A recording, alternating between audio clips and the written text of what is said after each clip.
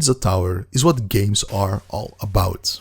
Pure, unadulterated, distilled, fast-paced fun, packaged in a game that has tight controls, a lot of freedom in how you approach it, and gives you enough to work with for a few hours at the very least, and a few dozen hours at most, and at its peak, if you want to 101% complete it and get all of the achievements.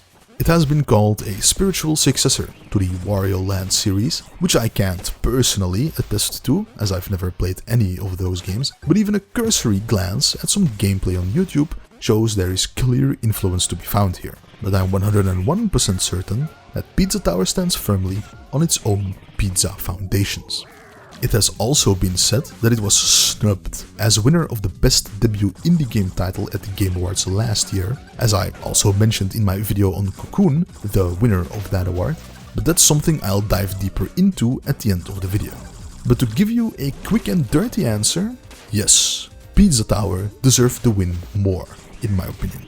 So with those few breadsticks out of the way as our appetizer here, let's take a look at this indie sensation that had me shaking, shivering, sweating and punching the air as I played it. It's pizza time.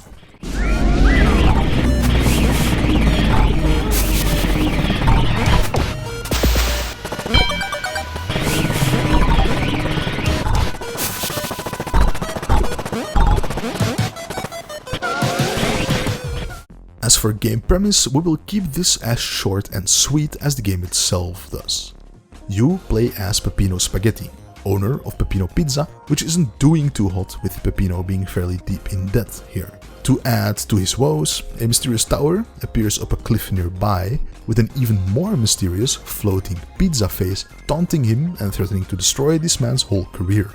Fueled by every primal emotion man can muster, Peppino takes to the pizza tower to show those fuckers who's boss. More than that isn't really necessary, just go beat up some silly creatures and bosses and save your pizzeria, making some unlikely friends and rivals along the way, with not a single word spoken between any of the characters, as everything you need to know is writ clear across their cartoon faces, or is told to you by the pizza tutorial and info signs. So, you enter this looming tower of pizza, go through the tutorial and start completing levels to earn money to buy boss fights so you can advance ever further, with the tower itself becoming ever more sinister as to what is actually going on here, with it seemingly trying to use Peppino as a blueprint for its interdimensional pizza plans. Starting with the most obvious aspect of the game, the visuals. Pizza Tower is made using what can only be described as a hyper gamer Microsoft Paint art style, and I absolutely love it. The way the game looks and feels and sounds as well gives it what has been commonly referred to as pure, unadulterated soul. Personally, I don't even like the whole soul versus soulless type discourse and meme as a whole, but it's really the only moniker I can come up with myself. It has attitude, it has flair, it has heart, it has soul. The game looks very unique, with every frame, every enemy reaction, every movement Peppino pulls having very striking and recognizable visuals. Just look at these little monkey guys with their Looney Tunes expression as you come barreling towards them, with basically all enemies having a similar reaction and a similar expression in this situation. Everything here is hand-drawn, which is what allows these frames to be so expressive, with maybe something like Cuphead being a similar game on that front, though the style itself is very different, of course. The sheer amount of effort that must have went into this I can only imagine as insane. You have very tiny details, like Peppino looking down in fear for a second after turning and falling for a bit, and details like this are present throughout the entire game, its 20 levels and its 5 boss fights, which is nothing short of truly impressive. Take the Toppins, for example, these goofy little guys you rescue throughout the levels. They all have their own animations for running around following you, as well as being stressed when it's pizza time. They even strike their own taunt poses, with each having their own distinct personality shining through. Pineapple is a real one. Bro sliding out here like there's no tomorrow. The game just looks great. It has a unique, soulful, whimsical, goofy look to it, with silly characters and animations here, reminiscent of Looney Tunes or Hanna-Barbera type shenanigans. It's a true joy to look at and speed through all of the unique visual styles of all the different levels as well. There's even some genuine unsettling and creepy art pieces and level backgrounds here and there.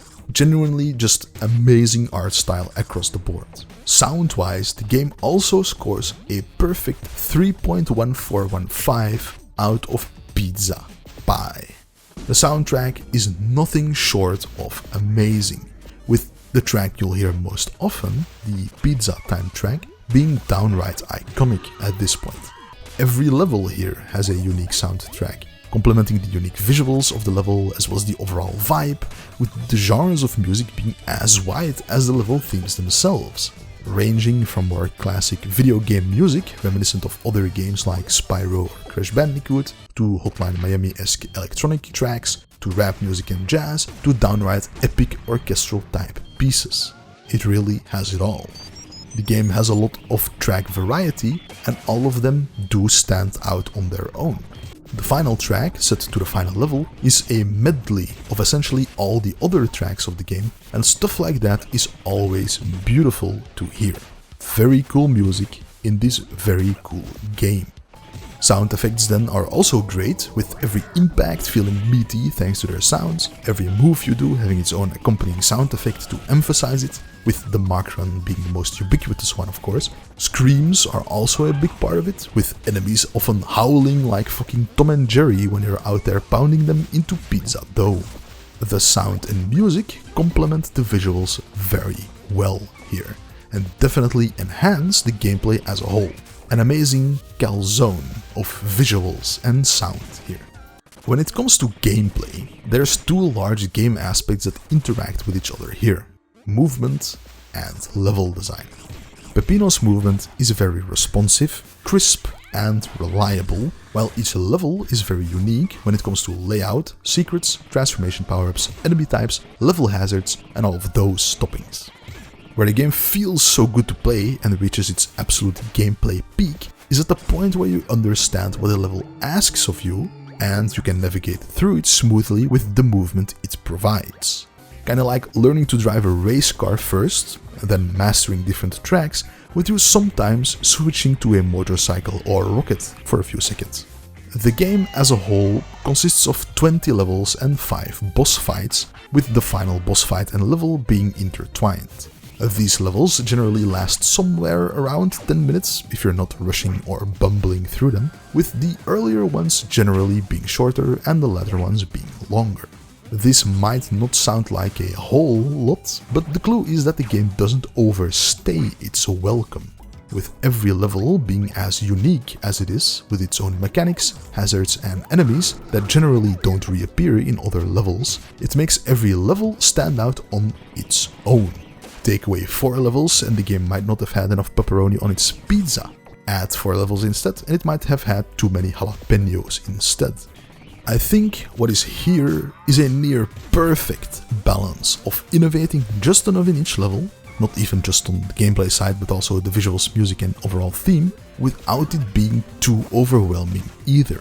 Every level also follows a few general rules, like having breakable steel blocks you need to Mach Run through, secrets being hidden behind breakable walls or other stuff like that. So it's not like every level plays like a completely different game either. They all have a through line, but they're all unique and innovating enough that it never feels stale, but they're still familiar enough that it never feels overwhelming.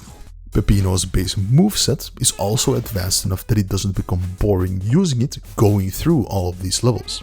Now, I'm not going to go through every move or piece of tech Peppino has in his arsenal, but the tutorial does a great job of teaching you practically everything you need to know for the vast majority of the game. Mach running, turning, wall climbing, super jumping, etc.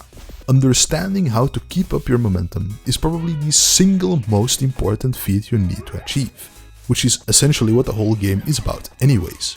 Running through a level as fast as possible, finding all of the secrets and killing enemies along the way, getting to the end, and then running back as fast as possible through the same level, but with old paths being closed off and new paths opening up. It strikes a very good balance between that chill exploration throughout the first part of the level and the hectic time pressure to get back the second part of the level. Achieving enough score for an S rank usually requires a second lap of that run back, requiring you to complete that first lap fast enough so you have enough time to do that second lap as well. Or, in other words, you can't just fumble your way through the level to get an S rank, but I'll get more into completionism and stuff like that later. So, you learn the basics of the movement and what the game expects you to be able to pull off, like changing course while maintaining momentum in the tutorial, and all of this gets put into practice perfectly in the first level, John Gutter. This level is very basic when it comes to layout and enemies, and there's no special mechanics here or anything, which is a very good thing, as it expects you to essentially do every move you were just taught in the tutorial and showing you the real-world application of those moves and why keeping your momentum up is so important. It also clearly shows you where you can find different secrets, teaching you to look for them in later levels as well. This genuinely might be one of the best first levels in a game I've ever seen when it comes to actually teaching a player what to do in this practical manner. The chef tasks, or achievements, of this level are also perfect in tempting you with the high skill ceiling that is present in the game. Having to destroy all dead John blocks, this teaches you to explore an entire level and leave no block unturned. Having to get a 99 combo, this teaches you to keep up a combo throughout an entire level, including lap 2. You need to finish in under 2 minutes. This, of course, teaches you speed above all else. All of these 3 achievements teach you fundamental aspects of the game that are required to start getting P ranks, which is the highest rank you can get, which for this level is a cheese string's breadth away from getting acquired after getting these achievements anyways. Very well done game design on this part. For a first level, it doesn't get any better than this. A game like Pizza Tower rises or falls, purely depending on how good its movement is, how good it feels to play, how responsive it is and all of that. And after beating the game and starting to P-rank some of the earlier levels, I can say with complete certainty that the movement here is practically flawless. You have so many options to maneuver through the levels, even without just macroing the entire way, and it is during those P-rank attempts that it gets very obvious that it is the marriage between level design and movement that makes this game so peak to play. Getting an elusive P rank in a level requires you to keep a combo going from start to finish, go through all secrets, get the secret food treasure, get enough score for an S rank, and completing a second lap, and serves as the completionism gold medal for a given level. P-ranking a level is as much about knowing where to go and what to do as actually performing the moves that get you there. And finally getting that P-rank is one of those absolute gamer moments that make gaming as a whole so fun to me.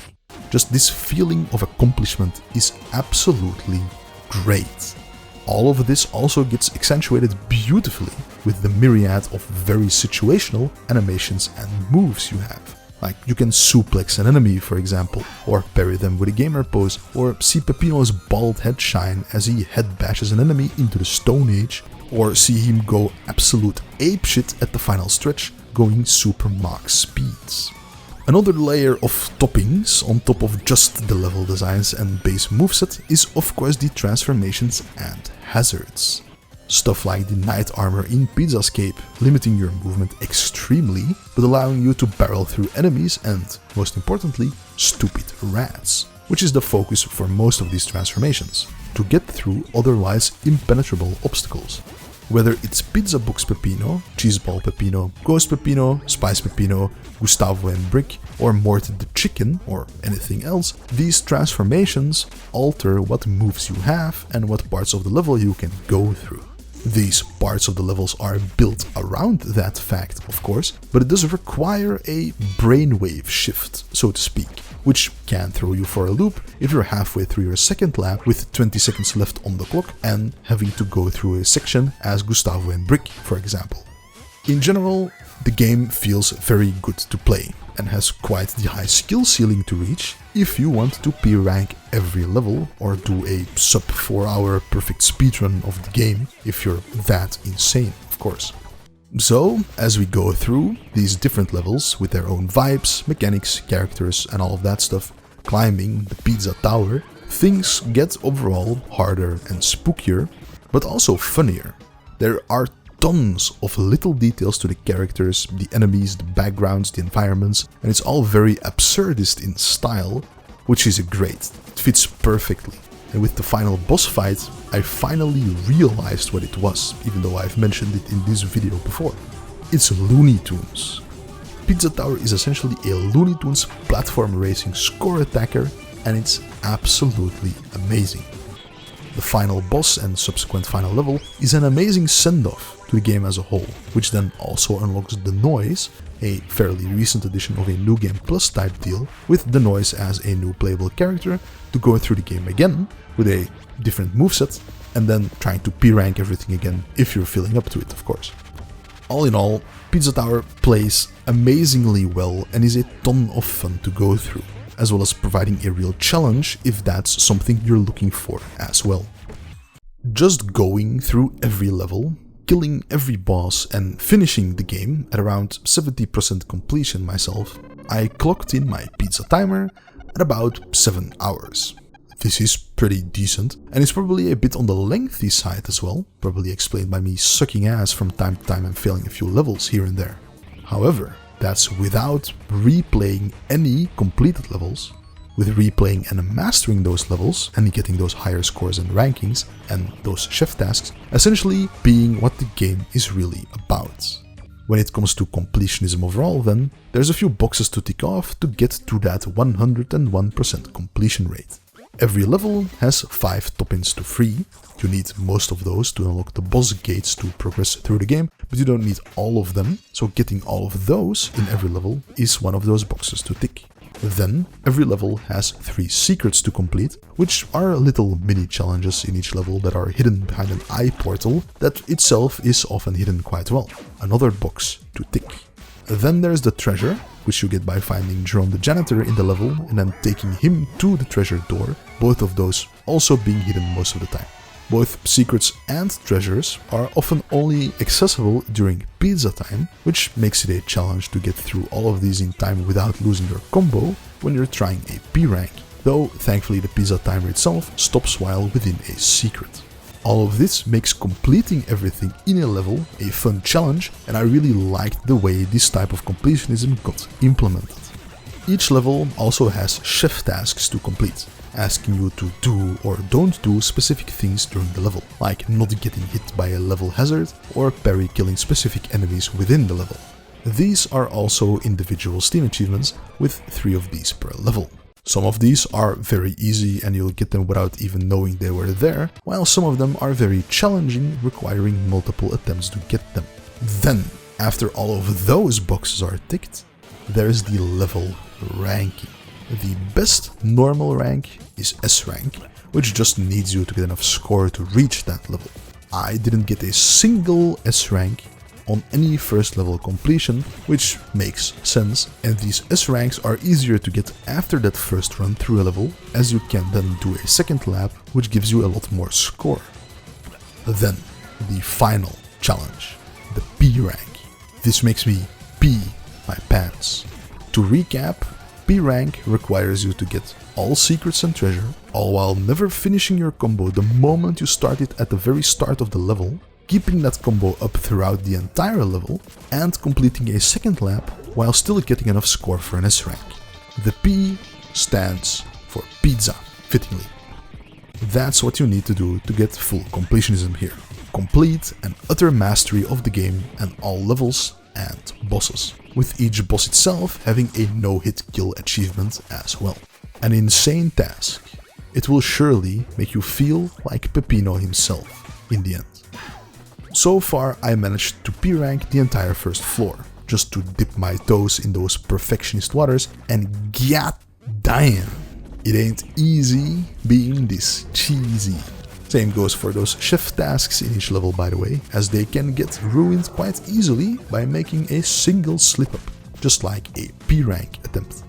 Safe to say, trying to get out everything this game has to offer on the aspect of challenge and completionism will have you sweating for a good dozen hours even after going through and beating the game once. That's without even looking at the extremely special niche unique ending rankings, like beating the entire game in under 2 hours and whatnot, which is just an insane level of commitment and thankfully is not necessary for 100% Steam completion.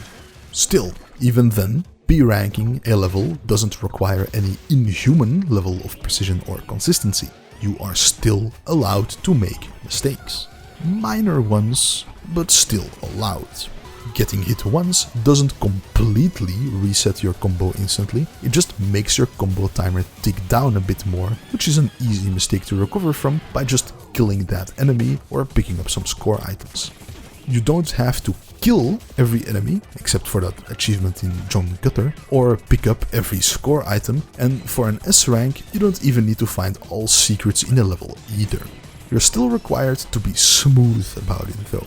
You won't be getting an S rank, and definitely not a P rank, if you lose your momentum too much, or miss a jump 3 times in a row, or keep slamming your face against walls instead of climbing them, but there is a bit of a leniency here and there, which is perfect. The game doesn't ask anything insane or impossible from you, it just asks you to do your best. Even should your timer run out, for example, at the end of pizza time, it's not even an instant game over. You still get a precious few moments to escape from pizza face to reach the end, which has happened to me a few times and saved some runs from absolute failure. Getting those S ranks, P ranks and chef tasks ticked off is what I truly enjoy in games in general. You are met with a challenge and you overcome it through skill and determination, with that challenge also being very clear as to how to achieve it. It's the same feeling I get from getting through a boss rush in any game, or Sekiro for example, or getting the highest ranking in a rhythm game level for example, or getting a platinum time trial ability level in Crash Bandicoot for example. Just the feeling of achievement and overcoming a challenge like that is the dopamine hit I live for, and what I truly game for, no matter how cheesy that may sound. And now for the final question. Did Pizza Tower get snubbed at the Game Awards last year when Cocoon won Best Debut Indie Title? To give you the pretentious games critic reviewer answer first, it depends on how you look at video games as a medium.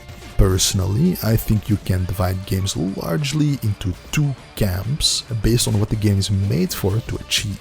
I would call these camps the serious and fun camp, or the drama and comedy camp respectively. Is the game's main focus to be a serious piece of art, evoking, just like any other art form, raw emotions in their consumer? Does it try to say something? Does it try to make you think? Does it make you ponder? When the game is over and the experience is done, will you think back on it with a slight smile and say, you should have been there? This is also what I would call the games are art camp in a way. And not all games that fall into this category are good games or can't be fun games to play, of course. I would say most big narrative games fall here for the most part.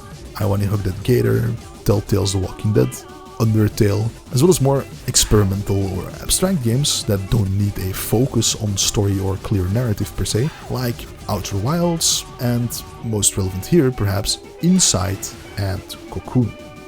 Does this mean that all of these games succeed in their goal of being serious and evoking their target emotions, or making their consumers think? No, of course not. Just like not every piece of art in any other medium succeeds in what it sets out to do, but I think intent matters a lot in art, even if it fails in delivering on it. The second camp, the fun camp, I would classify as the games are toys for kids crowd, which can be a little demeaning, of course. I would say most games fall into this category, with them not necessarily having something to say or providing a groundbreaking, earth-shattering, life-changing, genre-bending experience, but instead providing a foremost fun gameplay experience. Fortnite, Call of Duty, Factorio, Monster Hunter, these are games that are praised for the fun they provide, more than the dissection of the human experience. Does this mean I think fun games can't be art? Or a fun game can't have anything meaningful to say? No, of course not, but I do think it's somewhat of a spectrum. There are tons of games that fall in the middle here, with games that both have something powerful to say while still providing a fun gameplay experience, with some leaning more towards one and others leaning more towards the other. So what the fuck does this mean, Tals? You were talking about the funny fast Pizza Man game. Of course, apologies. I believe that Pizza Tower falls squarely, like a box of pizza, in the fun camp, and Cocoon, on the other hand, in the serious camp. And that was most likely the death blow, because inherently, in the serious game discussion circles, a serious game is by default more important and worthy of praise than just a fun game.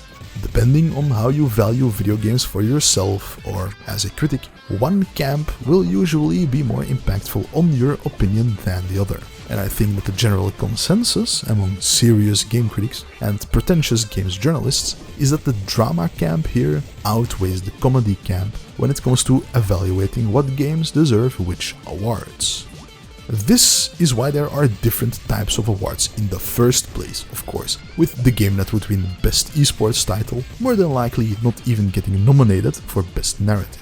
But I think the main issue with Pizza Tower not winning Best Debut Indie Game is that it was more a hodgepodge of different games that just happened to be debut games of brand new studios, even though Cocoon was made by the Inside guy, right, that were nominated last year. Cocoon wasn't a bad game by any means, but I think Pizza Tower has a lot more going for it in general, with Dredge also being decent but not quite on the same level as either game, to be honest. The other two nominees I haven't played yet, though Viewfinder looks interesting with similar reality-bending puzzles as Cocoon anyways, so who knows, it could top Cocoon for me as well if I ever play it later down the line. So to recap, I think Cocoon won the award because it's a more serious, shorter, easier, grown-up game, as opposed to Pizza Tower being a more fun, longer, more challenging and childlike game, so to speak, even if that's not true at all. Awards are granted through biases, after all, both conscious and unconscious ones, but even when it comes to putting myself into the shoes of a pretentious game critic man, I still think the overall experience of Pizza Tower still trumps the one of Cocoon. So yes, I do believe Pizza Tower deserved the award more. To give you the short Discord kitten grooming, 4chan frequenting, Reddit maxing based gamer chat answer second, yes, I absolutely believe Pizza Tower's mewing streak got mogged. It's legitimately Pepin over, and his second pizza face has hit the South Pizza Tower. Cocoon was a good game, don't get me wrong. I liked it, I enjoyed it, it was nice, but Pizza Tower has, in my opinion, more charm, it factually has more gameplay and expands on its gameplay at least as well as Cocoon, but going even further still. It may not have an abstract, unknowable, alien, interdimensional, abstract narrative, except it actually kinda does, but ask me any day of the week which game I'd rather play through again, and the answer is gonna be Pizza Tower 8 days out of 7. I can promise you that. Also, who knows how many games journalists even got through the tutorial on this one, right? Come on, let's be real, am I right, my fellow based Goon Gamer bros? Based Goon Game Chat bros? Hell yeah. Goon session starting in 5 minutes. So, as a final conclusion to this pizza tour through the Pizza Tower, a game by Tour de Pizza, go fucking play it already, dumbass. It's peak as shit and based as fuck. And if you're still hungering for more pizza, there's a bunch of mods out there as well, with new playable characters, levels, challenges, everything. Pizza Tower really is goated with the pizza sauce. And that's on Gustavo and Brick and the Toppins. Talzino, out.